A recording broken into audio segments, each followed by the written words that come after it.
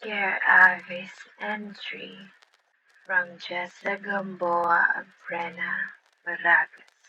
Our house is a two-story, old and almost falling apart house. Kahit papaano, okay pa siya. May parts lang na hindi. It was built around 1920s ayon sa parents ko. In short, luma na. Dito na rin ako lumaki at nag-aisip.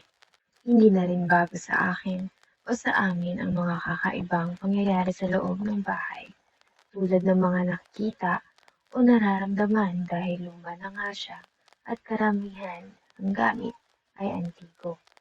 Mayroon akong isang full-body mirror na gawa pa noong 1920s din. Sa labas ng kwarto ko ito nakasabit. For me, okay lang. Normal lang yon pero hindi ko alam kung bakit gustong-gusto ko siya kahit ang luma na. One time, habang nanonood ako sa sala, biglang may babaeng kasing height ko na nakasuot ng old wedding dress. As in ang bagal niyang dumaan. Hindi ko alam kung takot o natakot ako nung nakita ko siya dahil bigla akong nahulog sa couch at napahabol-hol dahil ang bigat ng feelings ko. Ang lungkot, napapatanong ako kung bakit ang sakit. Nasasaktan ako habang dumadaan siya. Kaya nagulat ang mama ko at nagtanong kung bakit. Ang nasabi ko lang, Mama, nandyan siya at ang sakit. Ang lungkot.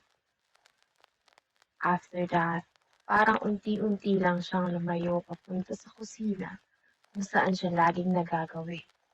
Iyon ang napansin ko sa tuwing nakikita ko siya. Hindi ko alam kung may connection siya sa akin or what. Kasi every time na makikita ko siya, ang lungkot ko. Naiiyak, umiiyak ako na para bang ako ang nasasaktan. Up until now, iyon ang hindi ko maintindihan. Kaya naman kapag ganoon ay tumitingin ako sa lumang salamin na nasa tabi ng kwarto ko. Tapos biglang nagiging okay ako. Scare Avis entry from Jessa Gamboa Brena Baragas.